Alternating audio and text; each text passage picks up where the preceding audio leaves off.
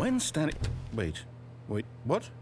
No, I restarted. I swear I definitely restarted the game over, completely fresh. Everything should be... Well, did something change? Stanley, did you change anything when we were back in that room with all the monitors? Did you move the story somewhere or... Hold on. Why am I asking you? I'm the one who wrote the story. It was right here just a minute ago. I know for sure that it's here somewhere. Okay, then. It's an adventure. Come, Stanley. Let's find the story.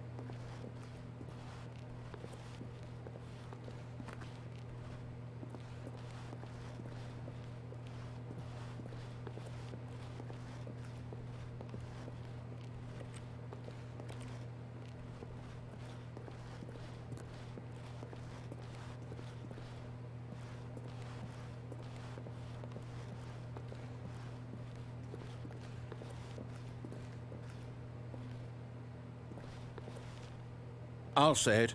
This is the worst adventure I've ever been on. I can promise you there definitely was a story here before. Do we need to restart the game again? Well, I find it unlikely that we'll ever progress by starting over and over again, but it's got to be better than this. Okay, let's give it a shot. Why not?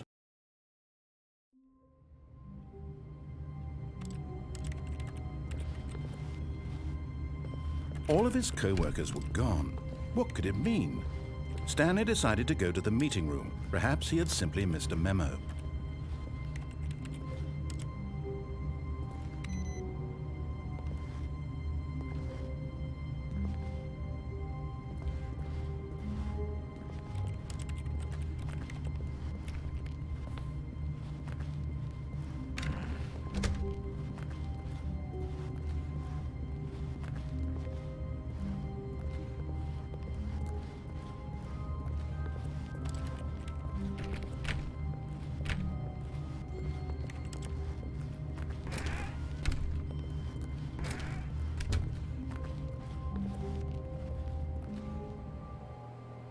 Okay, yep, it's worse.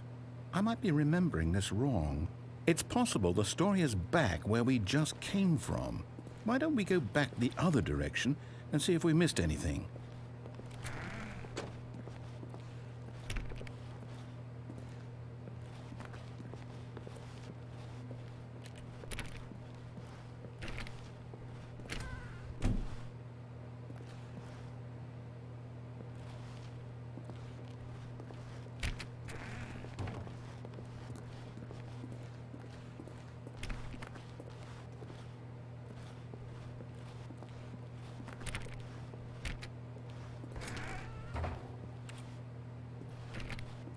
Aha! I knew we'd miss something. The story. Here it comes.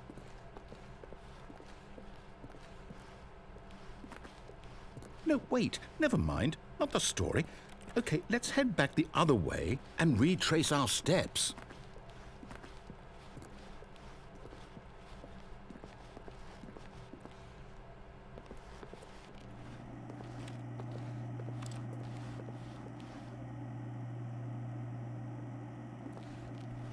Now this... Well, I'll be honest, I don't recognize this place at all. Is this the story? I don't think so. I can't quite recall, but I believe my story took place in an office building. Is that correct? Do you remember, Stanley? Well, do you know what? Since I've completely forgotten what we were supposed to be doing, how about this? You win! Congratulations! I know you put in a lot of hard work, and it really paid off, so good job. Oh, no. No, I don't feel right about this at all. We both know you didn't put in any actual work for that win. Some people win fair and square, and this was not one of those situations.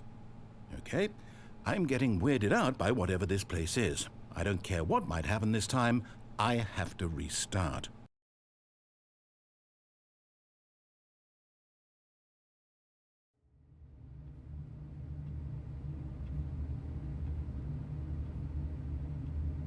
All right, I've got a solution. This time, to make sure we don't get lost, I've employed the help of the Stanley Parable Adventure Line. Just follow the line. How simple is that?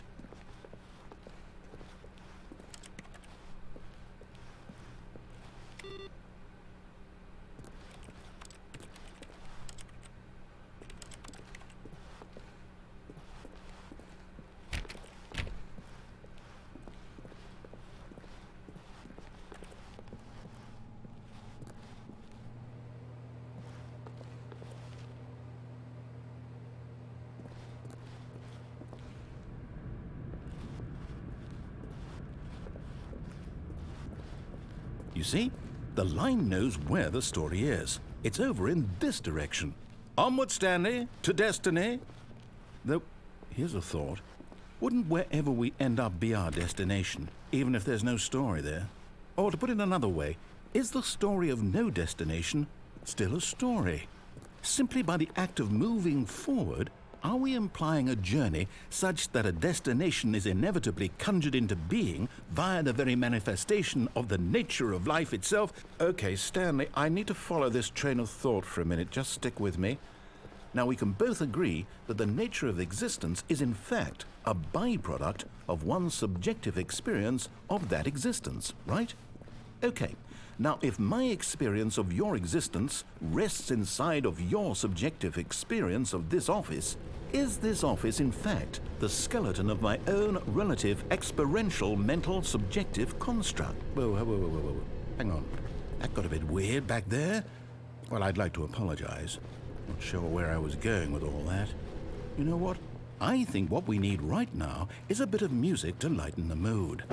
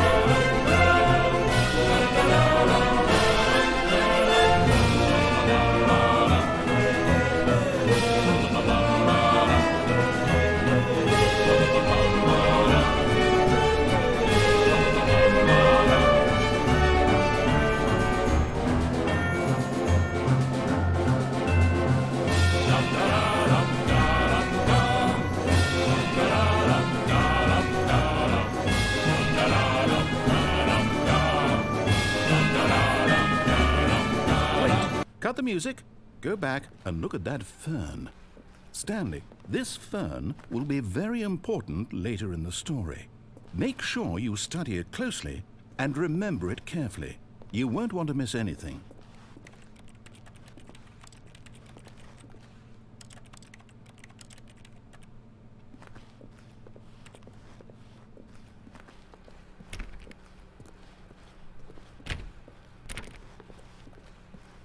Wait, what?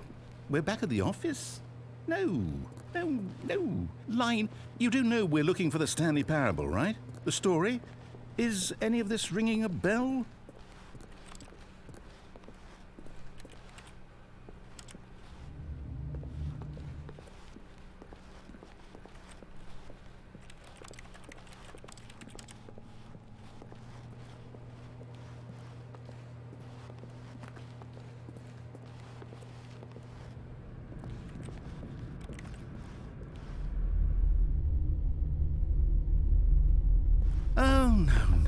No, not again, Line. How could you have done this to us? And after we trusted you, after everything we've been through, you... Oh, I can't take this anymore. To hell with it. Restart.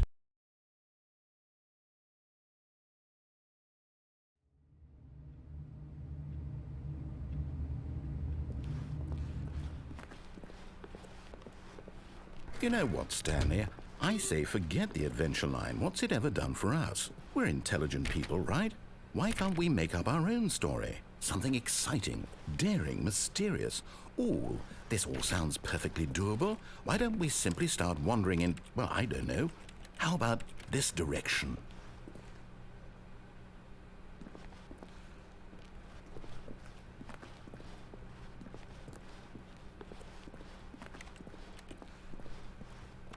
Now, Yes, this is exciting. Just me and Stanley forging a new path, a new story. Well, it could be anything. What do you want our story to be? Go wild. Use your imagination. Whatever it might be, Stanley, I'm ready for it.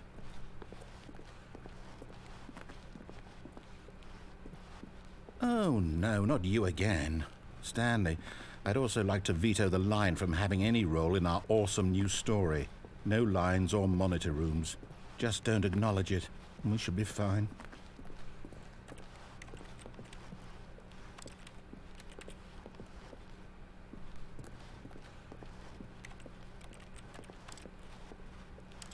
Ah, a choice. We get to make a decision. From here, the story is in our control.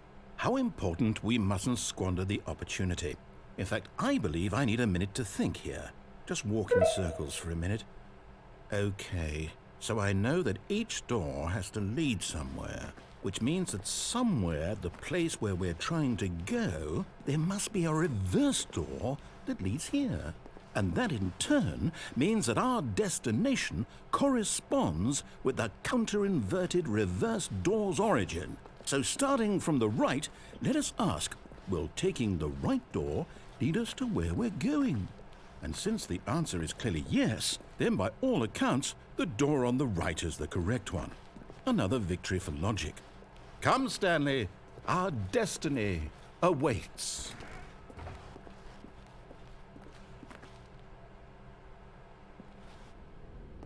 Oh, hold up, what's this? The confusion ending. You're telling me that's what this is? It's all one giant ending? And we're supposed to restart the game, what, eight times? That's really how all this goes? It's all determined? So now, according to the schedule, I restart again. Then what? Am I just supposed to forget? Well, what if I don't want to forget? My mind goes blank simply because it's written here on this thing, wall. Well, who consulted me? Why don't I get to decide? Why don't I get a say in all of this? Is it really? No, it can't be. I don't want it to be. I don't want the game to keep restarting. I don't want to forget what's going on. I don't want to be trapped like this. I won't restart the game. I won't do it. I won't do it. I won't do it. And the timer stopped? Does that mean, did we do it? Did we break the cycle? The, whatever it is that made this schedule? How would we even know? Will someone come for us? Will something happen? So, okay. I guess now we just wait, you know. I suppose in some way that this is a kind of story, wouldn't you agree? I'm not quite sure if we're in the destination or the journey, though they're always saying that life is about the journey and not the destination, so I hope that's where we are right now. We'll find out, won't we? Eventually. Well, in the meantime, if you do happen to have a...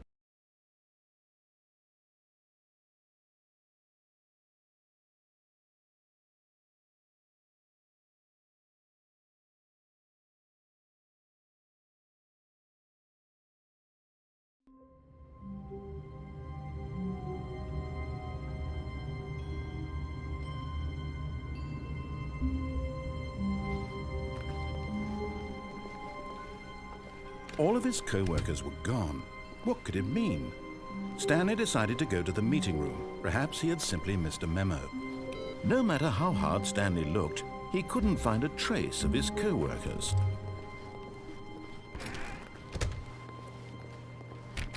Stanley went around touching every little thing in the office, but it didn't make a single difference, nor did it advance the story in any way. When Stanley came to a set of 2 open doors, this was not the correct way to the meeting room, and Stanley knew it perfectly well. Perhaps he wanted to stop by the employee lounge first, just to admire it.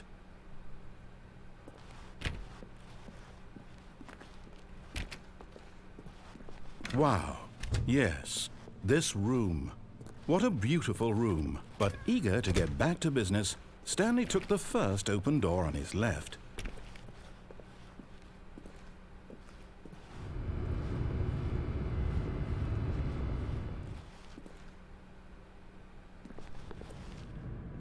Stanley was so bad at following directions, it's incredible he wasn't fired years ago.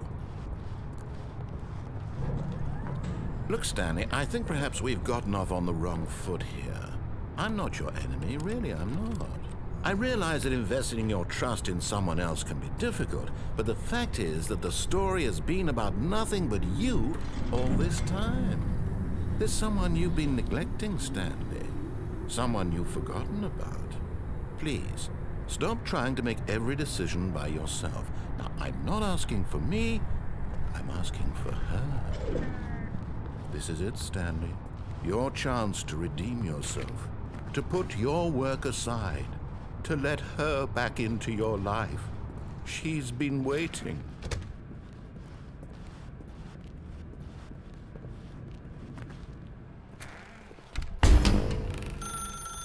That's her, Stanley.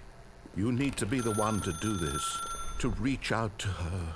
If you can truly play...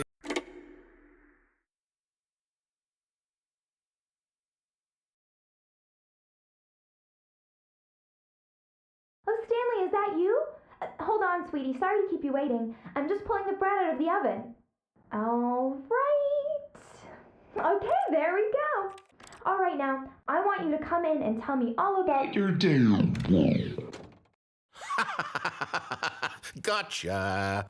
Oh, come on. Did you actually think you had a loving wife who'd want to commit their life to you?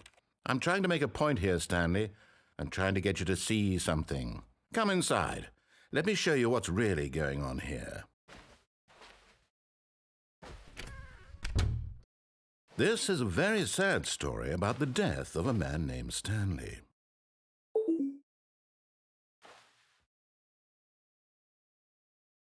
Stanley is quite a boring fellow. He has a job that demands nothing of him, and every button that he pushes is a reminder of the inconsequential nature of his existence.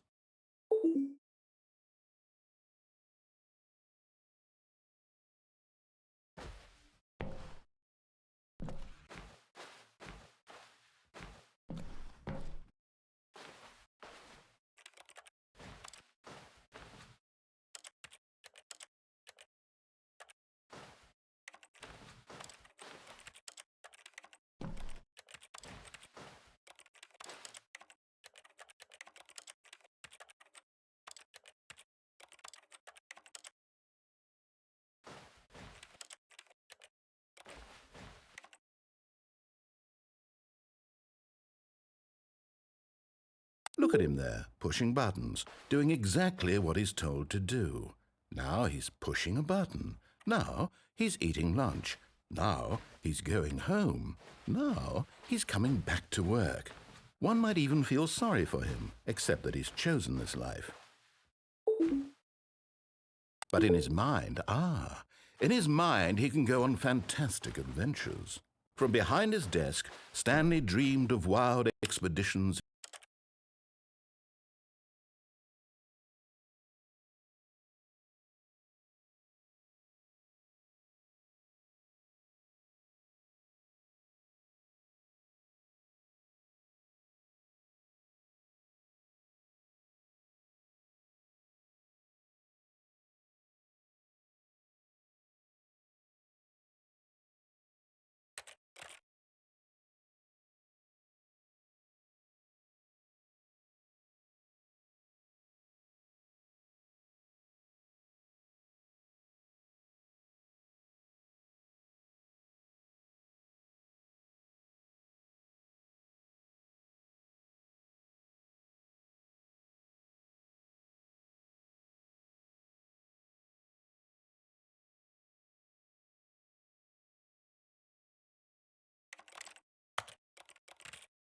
into the unknown, fantastic discoveries of new lands. It was wonderful, and each day that he returned to work was a reminder that none of it would ever happen to him. And so he began to fantasize about his own job. First, he imagined that one day while at work, he stepped up from his desk to realize that all of his co-workers, his boss, everyone in the building had suddenly vanished off the face of the earth. The thought excited him terribly.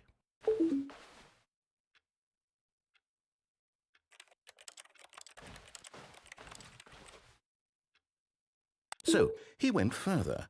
He imagined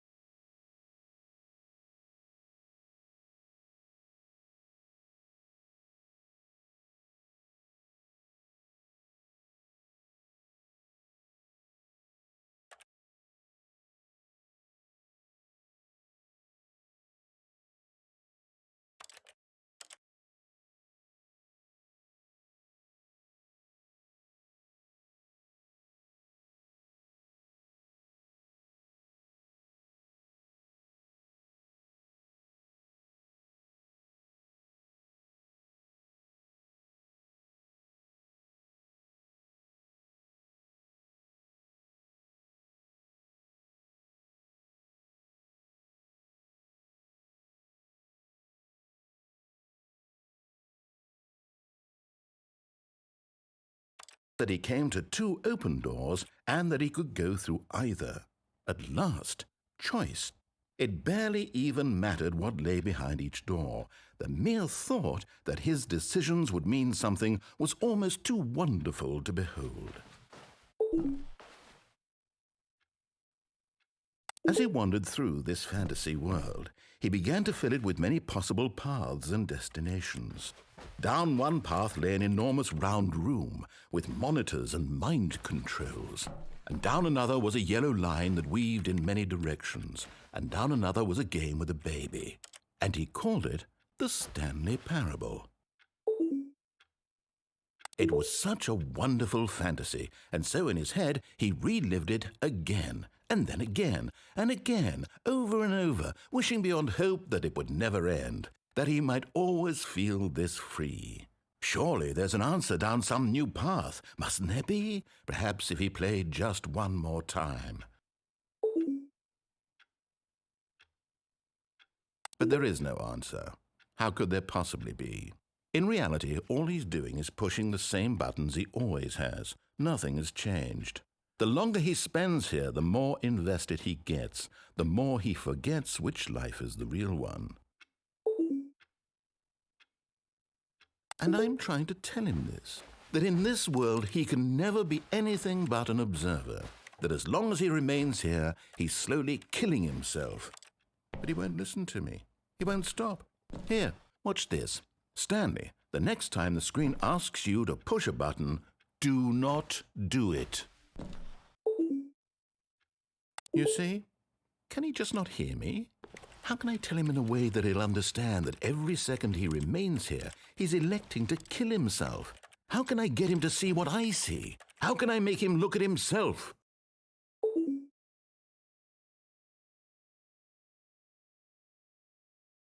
I suppose I can't, not in the way I want him to.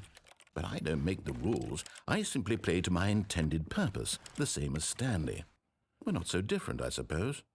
I'll try once more to convey all this to him. I'm compelled to. I must. Perhaps, well, maybe this time he'll see. Maybe this time. And I tried again, and Stanley pushed a button. And I tried again, and Stanley pushed a button. And I tried.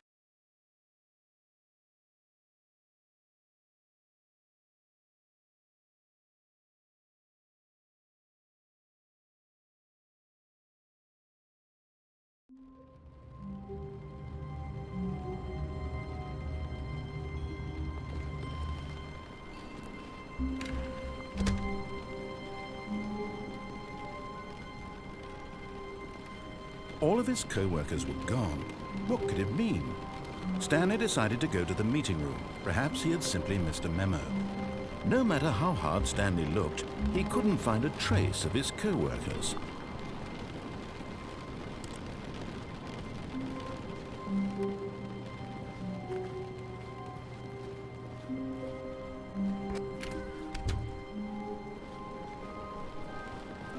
When Stanley came to a set of 2 open doors, he entered the door on his left.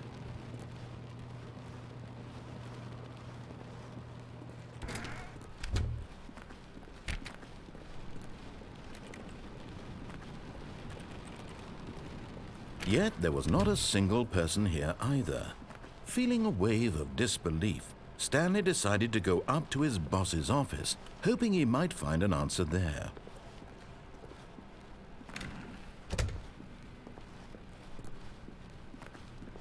Coming to a staircase, Stanley walked upstairs to his boss's office.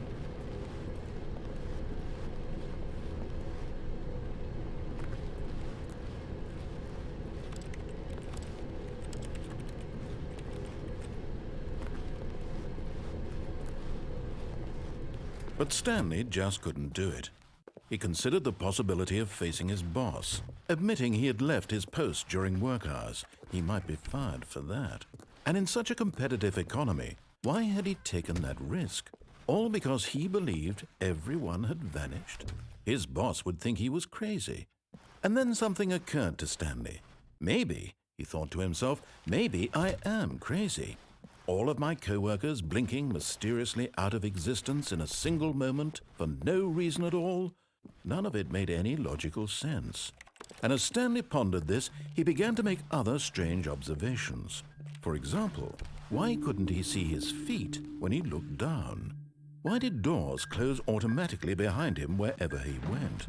And for that matter, these rooms were starting to look pretty familiar. Were they simply repeating? No, Stanley said to himself, this is all too strange. This can't be real. And at last, he came to the conclusion that had been on the tip of his tongue. He just hadn't found the words for it. "I'm dreaming!" he yelled. "This is all a dream." Oh, what a relief Stanley felt to have finally found an answer, an explanation. His co-workers weren't actually gone. He wasn't going to lose his job. He wasn't crazy after all. And he thought to himself, I suppose I'll wake up soon. I'll have to go back to my boring real-life job pushing buttons. I may as well enjoy this while I'm still lucid. So he imagined himself flying and began to gently float above the ground. Then he imagined himself soaring through space on a magical starfield, and it too appeared. It was so much fun, and Stanley marveled that he had still not woken up.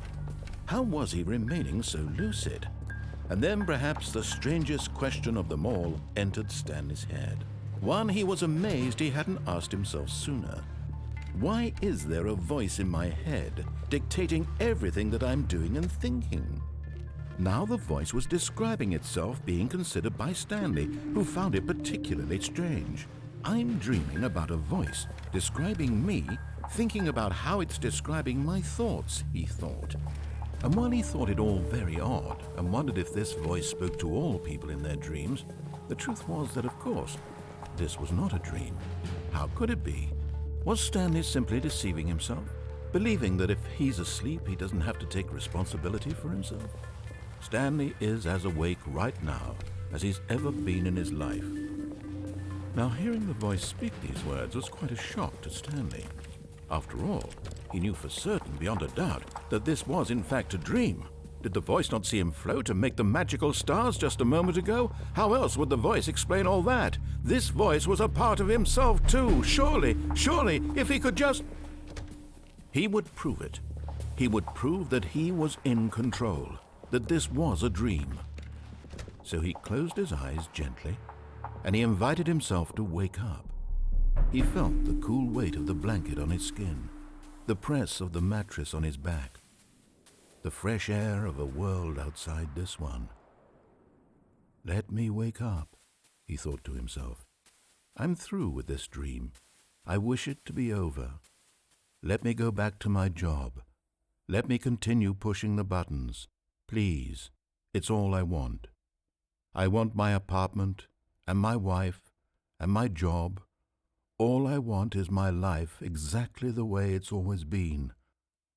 My life is normal. I am normal. Everything will be fine. I am okay.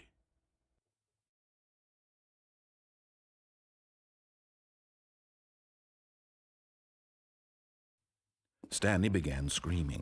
Please, someone, wake me up. My name is Stanley. I have a boss. I have an office. I am real. Please, just someone tell me I am real. I must be real. I must be. Can anyone hear my voice? Who am I? Who am I? And everything went black.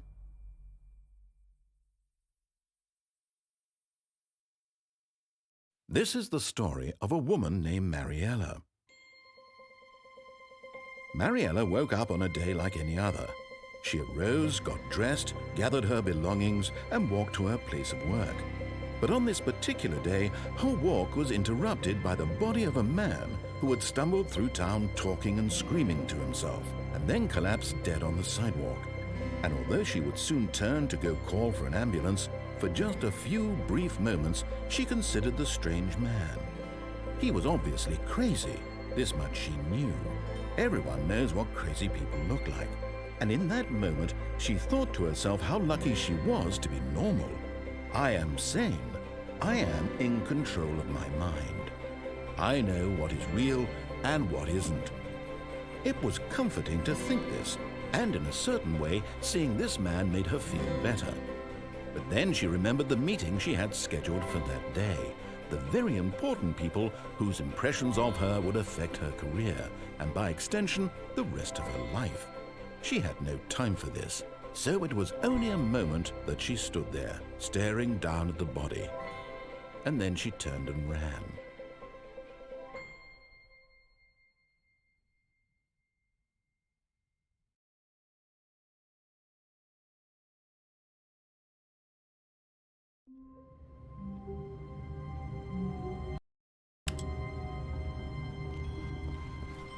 A soft wind blew outside and perhaps rain started, and if it did, it stopped shortly after.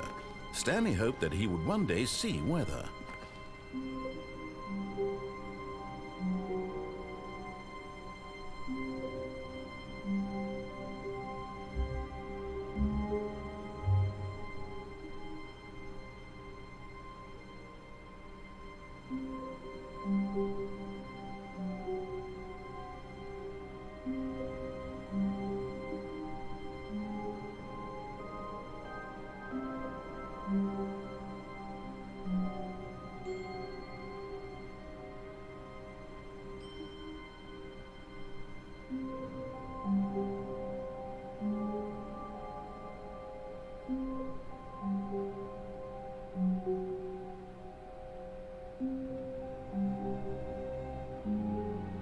Stanley stood for a long time in one spot. It's part of a game. He likes to see how long he can go without dying. So far, he's doing excellent. And if he just stays right where he is, I'm sure he'll keep up that good momentum.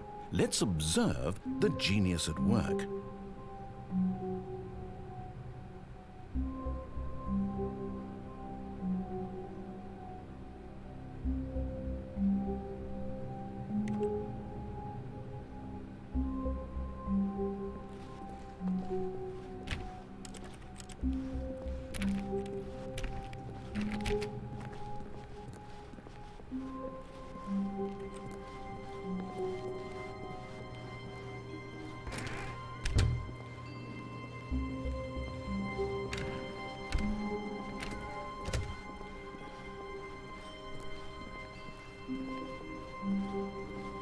When Stanley came to a set of 2 open doors, he entered the door on his left.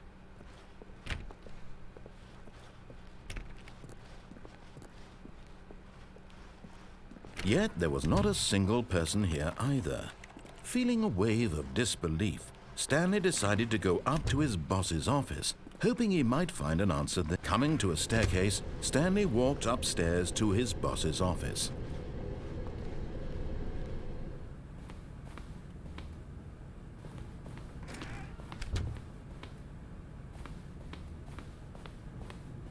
Stepping into his manager's office, Stanley was once again stunned to discover not an indication of any human life.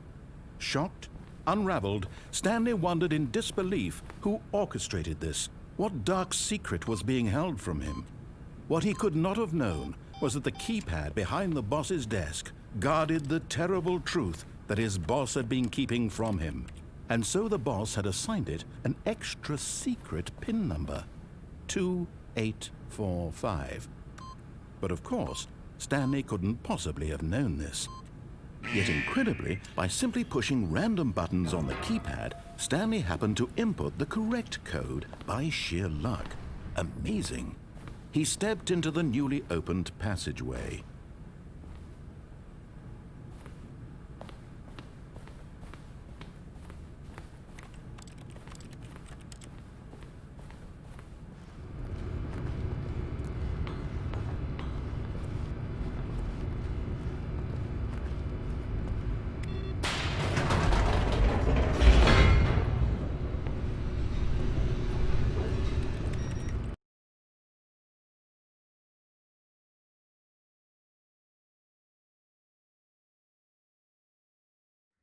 Descending deeper into the building, Stanley realized he felt a bit peculiar. It was a stirring of emotion in his chest, as though he felt more free to think for himself, to question the nature of his job. Why did he feel this now, when for years it had never occurred to him? This question would not go unanswered for long. Stanley walked straight ahead through the large door that read Mind Control Facility.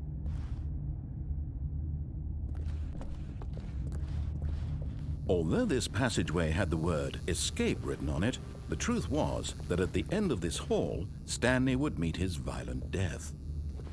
But of course, Stanley thought better of it and realized he simply had too much to live for.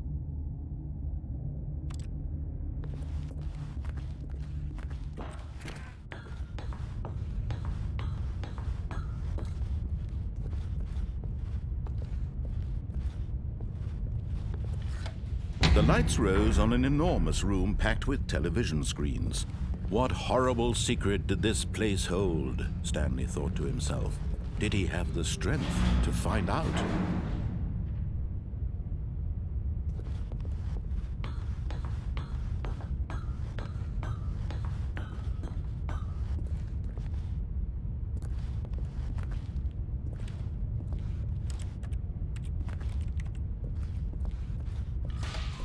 Now the monitors jumped to life, their true nature revealed. Each bore the number of an employee in the building, Stanley's co-workers. The lives of so many individuals reduced to images on a screen, and Stanley, one of them, eternally monitored in this place where freedom meant nothing.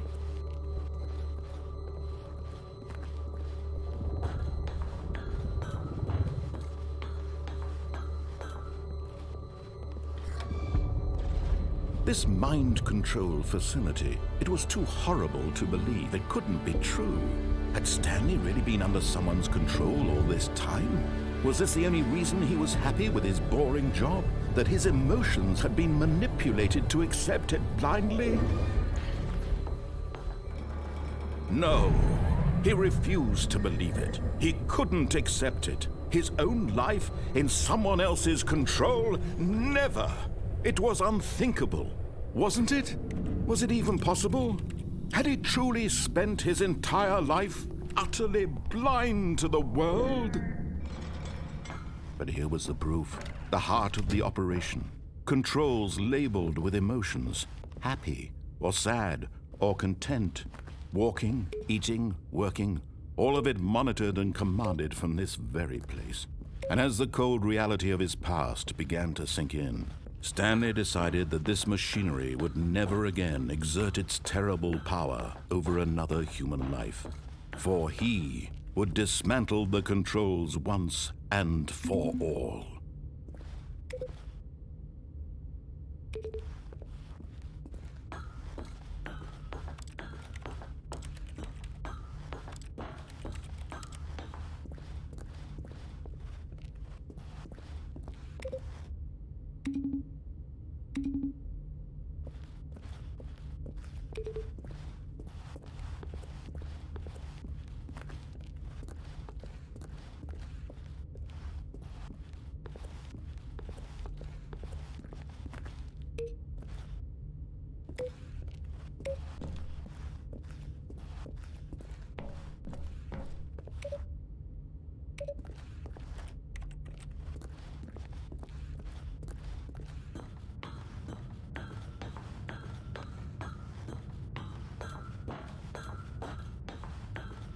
And when at last he found the source of the room's power, he knew it was his duty, his obligation, to put an end to this horrible place and to everything it stood for.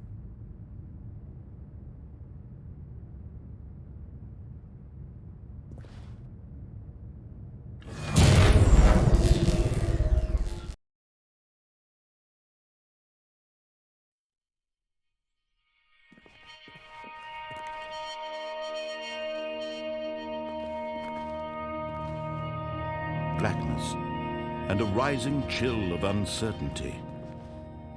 Was it over?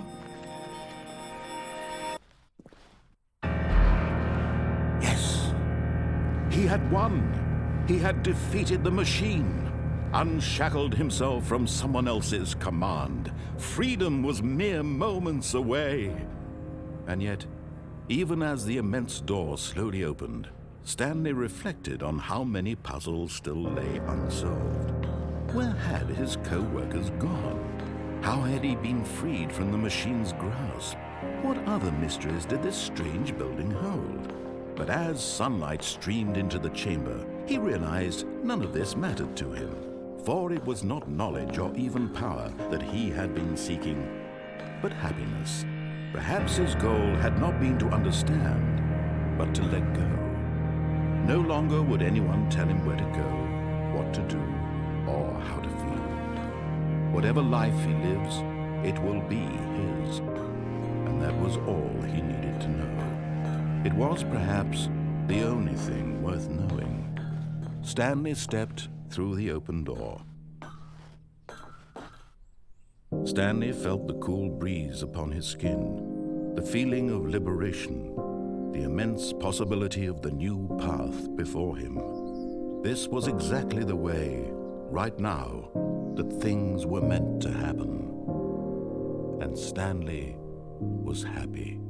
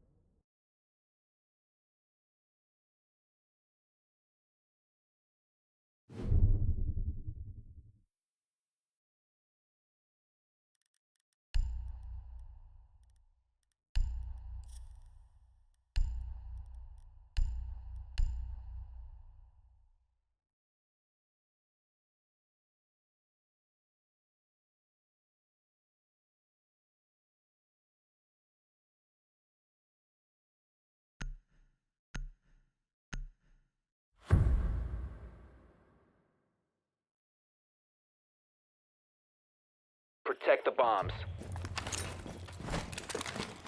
Setting trauma pack here. Initiating jammer.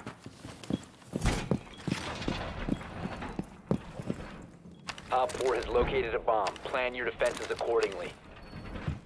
Jammer ready to activate. Put an AD down there. Deploying jammer. ADS deployed and ready to go. 10 seconds. 5 seconds and counting. Bomb located by Op 4. ADS active in the sector.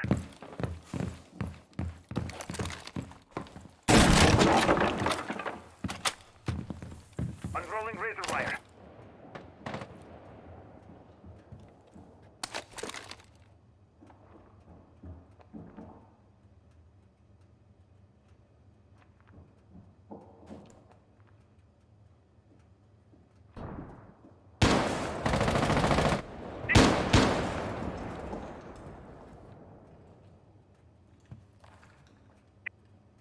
Fox pushing garage.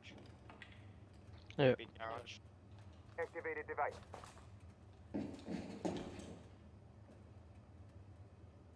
I got one thermite charge.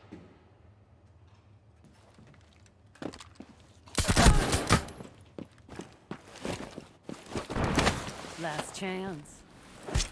Breaking your ally wasn't very Nice. I got challenging, this other thermite but charge. I They found can't come ways to through. have fun.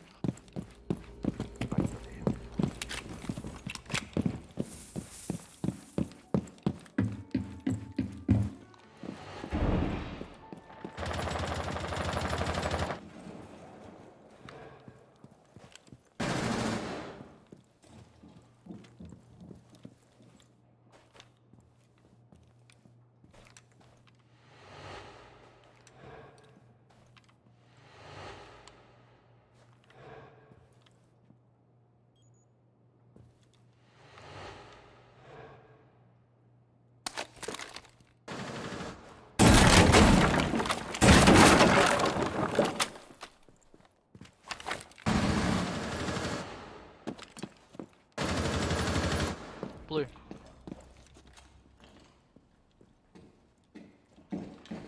He's 50 health. Nice. One friendly operator remaining. Where are they? You can run, but you can't hide.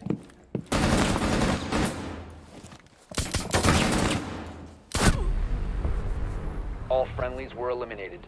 Mission failure.